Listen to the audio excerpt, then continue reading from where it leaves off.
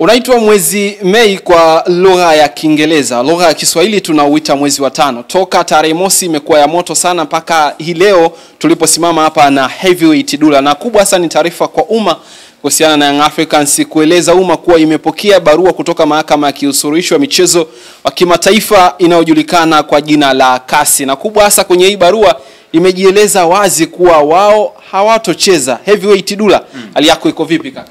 Bana kwema, mambo anasemaje ndugu yangu? Salama bin Salimini. Namshukuru Mwenyezi Mungu, tuko salama bin Salmin. Pumzi inaendelea. Jana tu tumetoka kuyajadili mengi, umetoka kuyaweka sawa. Lakini leo kabla ya jua la utosi inatoka taarifa kwa umma na inahusiana na Young Africans. Wamepokea kama walivyosema na kwenye barua yao umeipitia. Unaona wapo sawa katika kile ambacho wamekijibu ikiwa ni sehemu ya taarifa kwa umma.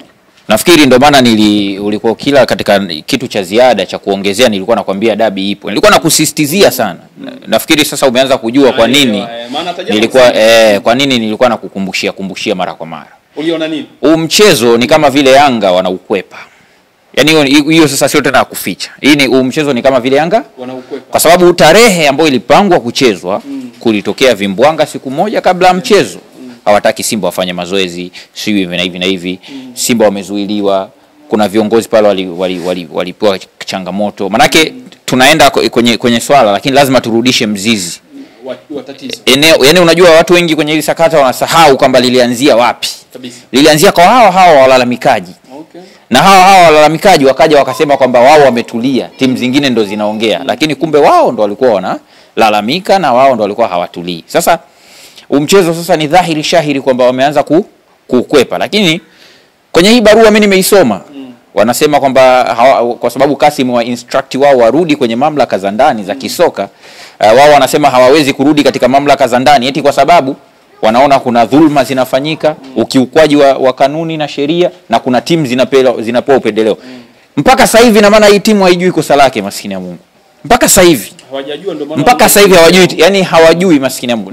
Na kwenye mambo ya kisheria sasa sijui kwa sababu sijajua, mimi sijasomea sheria. Lakini pale si kuna wanasheria wapo? Kwenye mambo ya kisheria unaposema kitu fulani hakipo, kitu fulani kipo, unatakiwa utoe reference. Umeelewa? Pamoja na ushahidi. Unaposema kwamba mimi ninaathirika kwa sababu hii na hii na hii au ninakosa mapato baada ya mchezo kuahirishwa, unatakiwa ueleze kivipi? Sio katika sababu ambazo walizielezea Simba pamoja na bodi ya ligi. Waliwauliza hawa kwamba wao wanasema kwamba wamepata hasara kwa sababu ya kukosa mapato na vitu kama hivyo na pesa ambazo wametumia kwenye kuandaa mchezo. Lakini wao Simba wakajibu kwamba wanataka wajue kivipi waliweza kupata hiyo hasara, kwa sababu ungechezwa mchezo manake wangeweza kupata mapato na pesa ingeweza kupatikana. Sasa wao kivipi, yani tathmini yao na vitu kama. Sasa hawa wamesema bodi ya ligi inafanya dhulma, inavunja kanuni, inapendelea baadhi ya timu. Waeleze kivipi wanapendelea kabla kwenda huko kote. Kwa sababu kuna sheria ambazo zinaongoza, kanuni ambazo zinaongoza kwamba ikitokea timu imegomea kutofika uwanjani. Si zipo kanuni, zinajulikana. Sasa before hatuja review kwenye kanuni na warudisha jinsi gani ya kucheza kesi zao ili waweze kushinda kesi zao hawa jamaa. Na wapa instruction, yani zile njia kwamba ukitaka kushinda kesi usiwe mtu wa kuzungumza tu. Umeona kwa mfano kama mimi uchambuzi wangu nikikwambia Simba wanafanya kosa hili na hili, nakupa na reference jinsi ambavyo lile kosa linaweza likatumika na mpinzani kulingana na ubora wa mpinzani. Nakupa na reference. Kipindi namtetea yule muamuzi Kefa Kayombo, nilitoa reference za mechi kadhaa bara RS Berkane. Watu wasokuwa na afya nzuri ya akili walikuja kuntukana, lakini ukweli ndio unabaki kuwa hivyo, si ndivyo? Sasa na hapa pia nawaelekeza kwamba unaposema mamlaka zina uonevu, zina upendeleo na zinavunja kanuni, unatakiwa uonyeshe na reference kwenye kila shutuma unaotoa. Zinapendeleaje? Dhulma ilifanyika wapi, ilikuwa katika mchezo gani na vitu gani na gani havikufuatwa ikawa dhulma, kanuni ilivunjwa wapi, sehemu gani na kivipi kanuni ilivunjwa na katika mchezo gani, namba ngapi, kuna uonevu gani ulifanyika dhidi ya timu gani katika mchezo gani, saa gani. Sio unakuja tu tuchezi kwa sababu kuna uonevu, kuna nini basi na nyewe tunafuata tuchezea. Hakuna. Toa reference unapolalamika, toa reference. Hata ukienda kituo cha polisi kushtaki kuna hata kama umeonewa lakini kuna namna yake ya kwenda kushtaki. Na katika kushtaki lazima kuna vitu uulizwe, kama hauna uwezi kusaidiwa. Si ndio manake? Bana umeibiwa wapi? Mimi sikumbuki, nilijikuta tu nimepigwa. Sasa utakusaidia vipi? Ndio hawa. Bana kuna dhuluma, sio kuna nini, sio umeelewa pointi yangu ya kwanza hiyo. Na barua hii nimeisoma hapa. Kwa hiyo wakamalizia kwamba wao msimamo wao ni kwamba hawachezi. Sawa? Hamchezi safari sasa hawajaweka kanuni. Sababu wanakuaganeka kanuni kutokana na kanuni hii na hii. Hapo wameiondosha. Umeelewa? Hawajaweka kanuni. Sijaona kanuni yote hapa. Wanaanga wote watakuwa tayari kuipambania haki yao. Sasa mzigo unahamishiwa kwa wazee vijana. Mzigo unahamishiwa kwa wazee vijana. Okay. Wale wazee hatuchezi, unajua ndio umerudishwa hapo. Sababu kanuni barua mwisho siku inasema wanayanga wote watakuwa tayari kupambania haki yao kivyo vyote vile, iwe kiholela ili kukomesha dhulma na uvunjaji mkubwa wa kanuni unaoendelea kufanywa na mamlaka za soka kwa maslahi mapana ya maendeleo ya soka nchini. Kwa hiyo mzigo umehamishiwa kwa mashabiki. Okay. Sio, unanielewa? Ndio wazee vijana. Sababu wale ndio wanakuwa wanatoa mstari kuizuia mechi hiyo kutokuchezwa kwa tarehe ambayo itapangwa na hapana. Unajua of course wanaweza wao wana mamlaka ya kufanya timu isije uwanjani. Of course hiyo nguvu wanayo. Lakini ndo tunarudi sasa kwenye swala la kanuni. Timu isipofika uwanjani, kanuni namba 31 kifungu namba 1.1 kinasema kwamba timu inaweza ikashushwa madaraja mawili.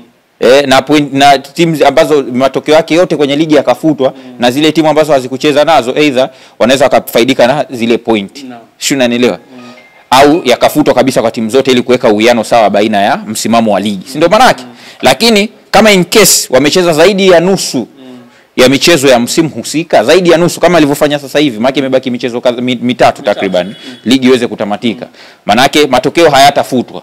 Ila zile timu ambazo bado Yanga hajakutana nazo zitapewa point ili kuweza kubalance mzani kwenye msimamo wa ligi, kwa sababu kuna wengine washacheza, kuna wengine hawajacheza. Alafu baada ya hapo unatupiliwa kwenye unashushwa madaraja haya mawili. Haiishi hapo. Daraja la 3. Of course haiishi hapo. Unakutana pia na vigongo vingine. Kwa mfano kiongozi ambaye ameshiriki au amehusika kwenye hili kwenye either kushawishi au kuchochea hili jambo kwa kufanya kwa namna yote ile timu isiweze kufika uwanjani, atakutana na rungu lisilopungua miezi 10 mpaka 10 ikithibitika. Adhabu ya mwaka mmoja. Manake hapa sasa bila moja kwa moja inaenda kwenye rais wa club. Si ndio manake? Kwa hivyo sio hivyo tu. Kuna faini hapo ya milioni 3 ambayo milioni 1.5 inaenda kwa bodi ya ligi, milioni 1.5 inapewa timu ambayo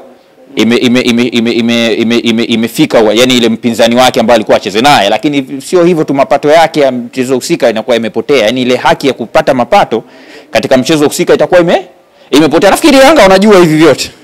Kwa hiyo kazi kwao, kama wameamua iwe hivyo kwa sababu ya kukimbia hii mechi, well and good. Lakini kwa upande wangu mimi ukiniuliza, hakuna sababu yoyote ya msingi ya Yanga kuikimbia hii mechi. Na kwa upande wako mimi nitauliza, unaiona Young Africans ikipeleka timu uwanjani kwa hii scenario, ama Young Africans kwa uongozi wake wanajitahidi kuaminisha mashabiki wake kwamba wamepigana katika kila njia na swala limekuwa nje ya uwezo wao, hivyo hawana budi kupeleka timu uwanjani? Unajua hili swali ni la msingi sana ndugu yangu. Mimi kusema kwamba naiona Yanga inapeleka timu uwanjani au haipeleki, hiyo sio jukumu langu. Wala mimi sina hiyo mamlaka ya kujua kitu gani hawa jamaa wataamua. Kabisa. Lakini tu nafikiri sijajua mimi kama mawazo yangu atafika au vipi, lakini mimi kwa upande wangu kama ningekuwa nikushauri baada ya hili sakata, nafikiri kuna mambo mengi sana TFF na bodi ya ligi wamejifunza.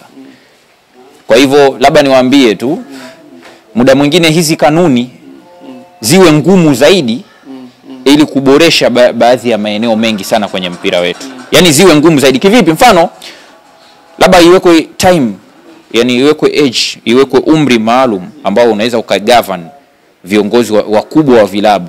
Yani mfano at least kuwa na cheo kikubwa ndani ya klabu, labda kuwa mwenyekiti wa klabu, rais wa klabu. Unabidi at least uwe na miaka kuanzia 50. Sio, unanielewa?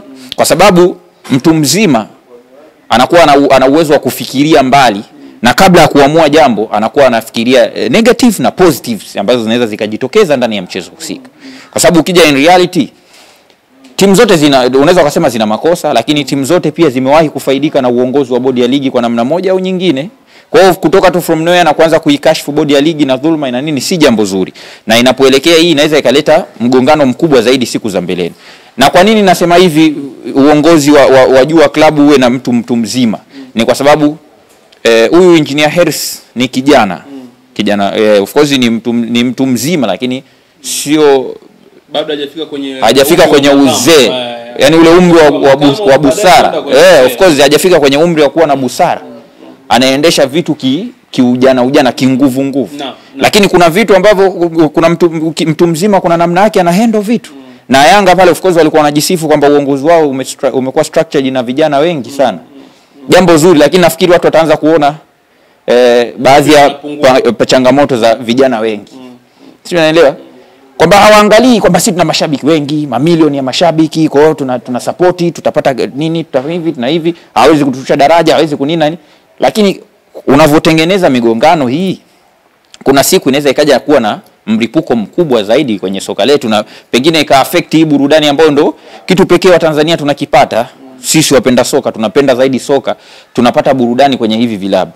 Sasa huyu engineer yeye ni kijana, of course ni mtu smart, ana uwezo mkubwa wa kufikiri na nini, lakini kwa umri wake kuna vitu anavifanya kwa sababu umri wake unamfanya awe vile, ikiwemo hivi. Na pengine labda niwaambie kitu kimoja, namalizia, samahani najua unataka kuniuliza. Mimi nataka niwaambie kitu kimoja, huyu engineer hana cha kupoteza. Of course hata kama ikitokea Yanga imepata la kupata, yeye anaweza either akawa kiongozi mkubwa serikalini, kwa nafasi yake hicho kitu anaweza akakifanya na ikafanikisha. Anaweza akawa, kwa sababu tayari ni mwenyekiti wa vilabu, umoja wa vilabu barani Afrika, African Club Association, ni mwenyekiti. Tafsiri yake ni kwamba atakuwa na connection kubwa na viongozi wakubwa wa mpira Afrika hii. Ina maana ana uwezo wa kujipenyeza huko na kuwa kwenye sehemu ya wajumbe ya CAF. Sio, umeelewa?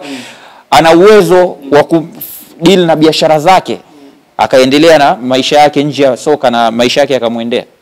Lakini wewe ambao unafuata hii, wewe ambaye huna hela nzuri, kodi inakusumbua, una stresses hapa na pale, burudani yako kubwa unaipata kwenye mpira. Sawa? Yaani kwamba stress zako zikishakuwa nyingi, wewe unaenda unaangalia burudani kwenye mpira, unapata faraja, ile timu yako imeshinda, unaenda kutamba kijioni kwenu pale, unarudi unatamba, basi wewe ndio utakayeumia. Sio, unanielewa? Mimi naomba niulize swali la mwisho. Kuendelea kutokuwa na imani na bodi ya ligi au mamlaka inayosimamia mpira ni kukubali kukiri kwa andiko lako kuwa hata wewe unaongozwa na watu wasiotambua nini wanachokifanya. Kwa hiyo na wewe ni miongoni mwa watu ambao hautambui nini unafanya. Sijakuelewa swali lako. Nasema kutokuwa na imani na bodi ya ligi pamoja na shirikisho, kwa maana wanaoongoza mpira wa miguu Tanzania. Hapo umelielewa. Kwenye barua kwa wewe umekuja kwenye reference ya barua kwamba wao sio wamesema. Si ndo kama tulichozungumza jana, we dada akasema viongozi punguani. Ina maana tafsiri haraka walio chini wote mapungua. Ndo tafsiri hiyo. Kwa hiyo ukisema hatuna imani na bodi wakati ishakuwa imeshakugovern wewe katika hiyo misimu yote minne, unachukua bodi hiyo si misimu mitatu. Of course unachukua bodi hiyo ilikuwa ndo ipo na ilikuwa nzuri, si ndio? Ghafla tu imekuwa mbaya kwa sababu mechi umefanya blunder kufanyia fujo mpinzani wako before mchezo, alafu unakuja kutupa lawama kwa bodi moja kwa moja, si ndio? Unakuja unasema kuna dhulma, huna reference. Sijui kuna timu zinapendelewa, huna reference. Sijui kuna uonevu, huna reference. Hujataja timu gani imeonewa, hujataja kitendo gani kilikuwa kinaashiria dhulma.